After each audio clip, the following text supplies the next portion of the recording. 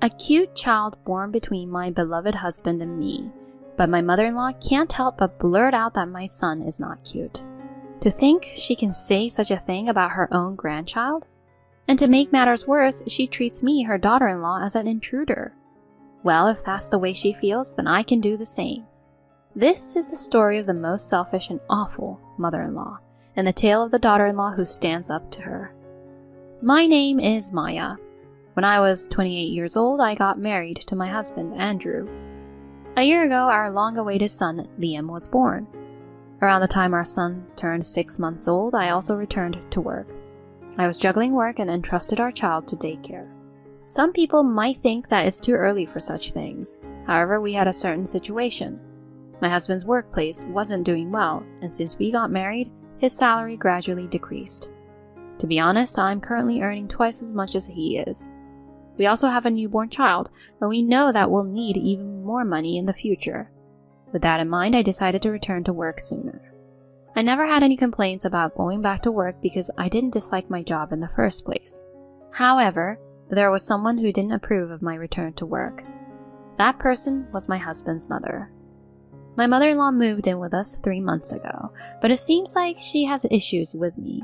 She not only criticized my parenting, but also finds fault with my everyday actions. Putting such young children in daycare? You're unfit as a mother. It's been a tradition for women to stay home and take care of the household, hasn't it? Come on, what era are we living in? She endlessly lectures me with such old-fashioned beliefs. As soon as I come home from work with my son, "You're working until this late again. Don't you think Liam deserves better?" She immediately started shouting. On my days off, I spend the whole day with Liam. He's doing just fine at daycare and we have a stable routine there, so it's okay, you know. If I try to argue back, she raises her eyebrows sharply. Are you really going to unquestioningly believe what complete strangers like daycare workers say? If that's the case, your child won't grow up properly, you know. My mother-in-law, who doesn't usually take care of her son, still feels entitled to give parenting advice as if she's an expert. And on top of that, she doesn't hesitate to criticize my personality. Living with a daughter-in-law who only cares about her job. Honestly, I regret it too. Why did Andrew marry someone like her? I feel like I'm going crazy with stress every day. At that moment, even I, who is usually patient, couldn't help but get irritated. Well, if it bothers you that much, would you like us to stop living together? You do understand why we ended up living together, don't you, mother-in-law? Yes, there is a reason why my mother-in-law started living with us. Originally, my mother-in-law and father-in-law lived together in their own family home. Then one day, my father-in-law had a traffic accident and became paralyzed from the waist down. Furthermore, it was discovered that he had advanced dementia, and my mother-in-law couldn't handle it anymore. She had to place my father-in-law in a care facility. Afterwards, she asked us to come back and live together here. She pressed us to move back in together, but both my husband and I had jobs to attend to. Considering the commuting situation, we couldn't just move from our current home. Then one day, my mother-in-law suddenly brought her belongings to our house without asking, and ended up staying. Ultimately, this cohabitation wasn't by mutual consent. It's essentially an inconvenient living arrangement where my mother-in-law moved in on her own accord. I understand that it's tough, considering that you're parents-in-law. That's why we agreed to live together. But didn't we promise not to interfere with each other from the beginning? Oh, did we? I can't even remember something from that long ago. Even though I emphasize the promise, it's clear that my mother-in-law feels completely empowered and knows she won't be kicked out. Her attitude was getting on my nerves. Please, stop this already. We agreed not to interfere, didn't we? We accepted living together with you, right? This isn't how it was supposed to be. You're so noisy. I wonder why Maya isn't as sweet as Luna. Luna is such a well-behaved child. Luna is my husband's younger brother's wife. In my case, she's like a sister-in-law by marriage. Well, she also has a rather unpleasant personality. Or maybe it's better to say she's sly rather than having a bad personality. She became a full-time homemaker shortly after marrying my brother-in-law, and she was very much liked by my mother-in-law. My mother-in-law would unilaterally summon Luna to this house, and the two of them would gossip about me. Hey Luna, listen to this. Maya, you know, she's still continuing to work. Oh, really? Even though Liam is still so little? It's impressive that she can manage that. See, right? In that regard, you're doing well by being a stay-at-home wife. You can rest assured even if you have children someday. I deeply respect you, Mom, so I'll do my best. This continuous parade of trying to please each other goes on relentlessly. What's more, they deliberately speak loudly within my earshot. I genuinely disliked the way those two acted. Eventually, Luna, perhaps wanting to be liked by my mother-in-law, started speaking ill of me on her own. Your husband, if I recall correctly, earns about as much as my husband, right? Yet despite that, the fact that you both work means your budgeting skills are lacking, aren't they? Certainly, a few years ago, their salaries might have been similar, but now my husband's is even less. I hadn't told them about my husband's company struggling, partly due to pride. When Luna criticized me, my mother-in-law enthusiastically joined in, and it had become a regular routine. Really? I can't imagine leaving the kids to someone else to take care of when it's my fault for being so bad at making ends meet. Luna, you shouldn't be this kind of wife, okay? Of course. It's because I have super respect for your mother. I can't help it. Oh, Luna. They should have their excessive flattery contest somewhere else, as it was making me feel embarrassed just listening to it. It only added to my stress. I felt like I had reached my limit living with my mother-in-law, so I decided to talk to my husband about it. Hey, it's about your mom. Almost every day she invites Luna over and makes fun of me. Huh? Mom does that? Since I usually get home earlier than my husband, he wasn't aware of me being mistreated. As expected, he had a puzzled expression. Exactly. She promised not to interfere, but she criticizes me for continuing to work. She hangs out with Luna and endlessly badmouths me. I can't take it anymore. After thinking for a while, my husband says something unbelievable. Well, Maya, Luna seems to get along fine with Mom, right? So maybe, Maya, you could try to compromise with Mom a bit? Huh? Hey, were you even listening to me? Mom even denies my personality. How can I compromise with someone like that? When I pressed him on it, my husband scratched his head indifferently. Don't be so uptight. Just try to be like Luna for once. Then Mom will probably like you more. What's that supposed to mean? Pretending to be all sweet to win your mother over? Enough already, I was a fool to seek advice. I felt like there was no one on my side right now, and frustration welled up inside me, more than anger. Next day, the snide remarks from my mother-in-law and sister-in-law continued, as usual. When I started preparing dinner after returning home, I heard a voice like this. Are you planning to make another terrible dinner tonight? You're always cutting corners, and it's really annoying. Well, it's probably because of your job, isn't it?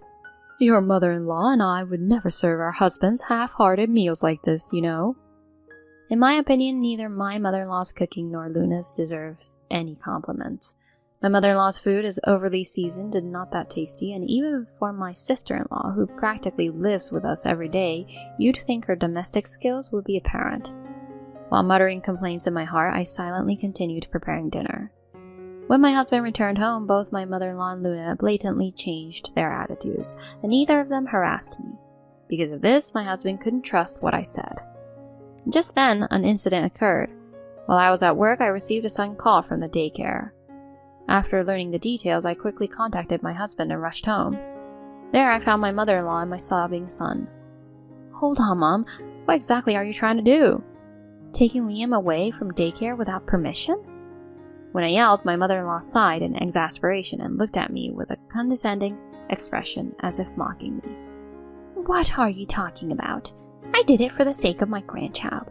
Daycare is just a waste of money. Child rearing is something a mother should do, isn't it? That's your own selfish belief, isn't it?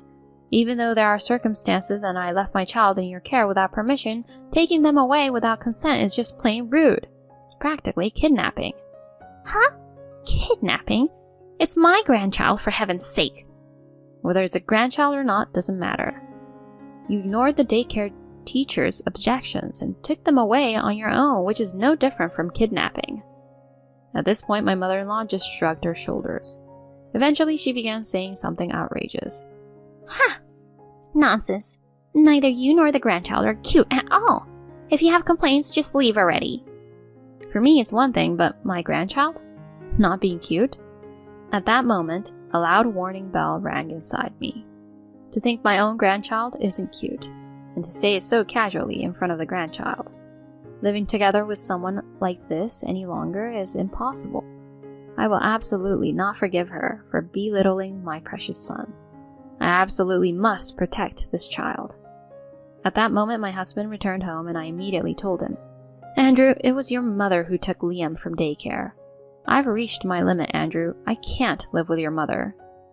Then my mother-in-law suddenly started pretending to cry and playing the victim. Listen, Andrew, can you believe Maya treats me like a kidnapper? I was just going to pick up adorable Liam. Don't you think this is terrible? Just picking him up? My mother-in-law's words got me heated up as well. Don't joke around. Earlier you said our child isn't cute, right? Telling me to leave quickly. You can leave. This is our home.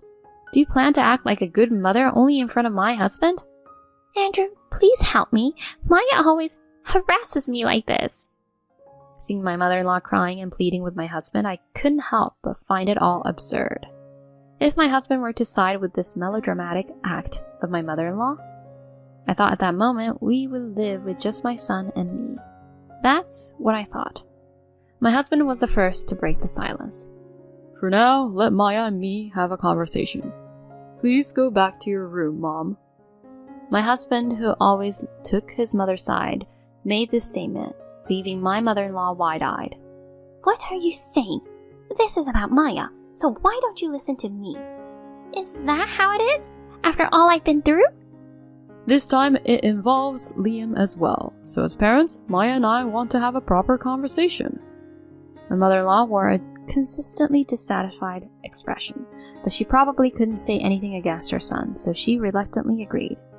After that, my husband and I talked for hours about this incident and past issues. We reached a certain conclusion, and a few days later we decided to convey the details to my mother-in-law. Mom, sorry for keeping you waiting. We've finally sorted things out. My husband greeted my mother-in-law with a smile. Seeing that smile, my mother-in-law seemed convinced that my husband had taken her side, and happily began speaking. Is that so? Finally, you're getting away from Maya, right? Without paying any attention to my side of the story, my mother-in-law was delighted. She had called my brother-in-law's family over and started talking about me, as usual, bad-mouthing me endlessly. Oh, it's really great. Today we'll finally be able to say goodbye to Maya. Right, Maya? In response to her question, I answered with a smile, of course. Good, then get out quickly. Take that not-so-cute child who looks just like you with you. From now on, this house will be for me, Andrew, and my other son's family. I'll be living there. Bye! Then my husband, who had been silent until then, suddenly opened his mouth. Shall we go, Maya? Huh? Yes, let's go, Andrew. Huh? Huh? It seemed my mother-in-law couldn't quite comprehend it, repeating, huh? Several times. As my husband and I carried our belongings, we headed towards the front door with our family of 3. At that moment, my mother-in-law called out to us.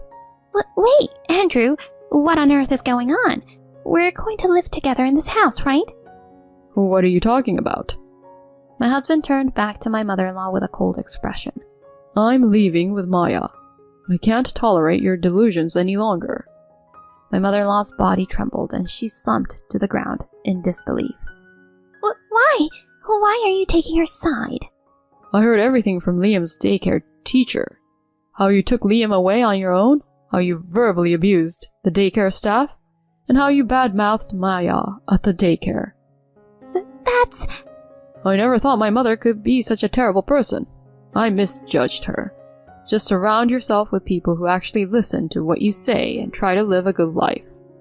With those words, my husband pushed me forward and left the house. My mother-in-law cried until the very end, calling my husband's name. On the way to our new home, my husband apologized to me. I'm sorry I didn't realize it sooner. Please, forgive me. And what are you saying? Just by taking action like this, it's more than enough. I smile at my husband. Yes, I was more than happy that my husband believed my story this time and not my mother-in-law. Since then, we no longer have anything to do with my mother-in-law or my brother-in-law and his wife, and we've been able to regain a peaceful daily life. After that house was cancelled, so my mother-in-law had no place to live. She seems to have moved in with my brother-in-law's family. With my mother-in-law joining and putting a financial strain on them, they couldn't manage on just my brother-in-law's income. As a result, my sister-in-law had to start working, and now my mother-in-law is all alone at home. There's no one to badmouth anymore, and they don't even have someone to exchange harsh words with. In fact, even with Luna, whom she used to get along with so well, they now have constant arguments. It's because of you that I had to start working, isn't it? Spare me. Huh? Is it my fault? You're in the way, you old hag. Seeing Luna's true nature, it seems even my brother-in-law's feelings cooled off. Now they're in the middle of divorce proceedings. She used to be able to pretend in front of my brother-in-law because she had a lot of time on her hands, but now that she's working, she's getting frustrated more and more. It seems her true colors emerged.